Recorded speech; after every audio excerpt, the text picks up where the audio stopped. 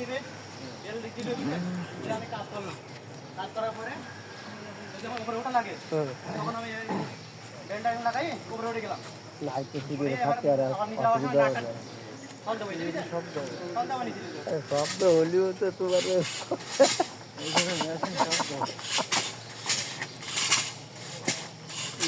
কাজ বাইরে যাবো উঠেছেন আলারি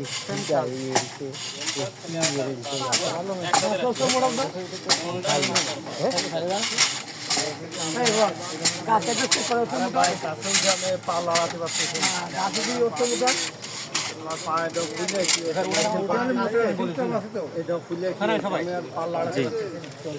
বলছিলাম না ওটার সময় হাতটা হালকা হালকা ঠিক আছে একদম হালকা আমার ভরটা সম্ভব এই পাশে আসবে এতে কোনো ভর দেওয়া যাবে নামার সময় এই পাশে ভর দিয়ে উঁচু করবে ঠিক আছে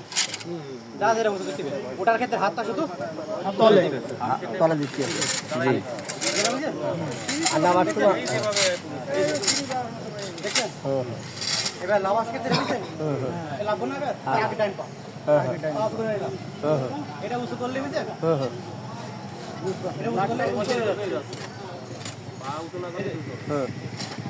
হ্যাঁ হ্যাঁ এই পা উঁচু করলে হাতটা আমার ঠিক আছে ওটার ক্ষেত্রে হাতটা নোট করবো হাতটা নিচে লাগাই দেবো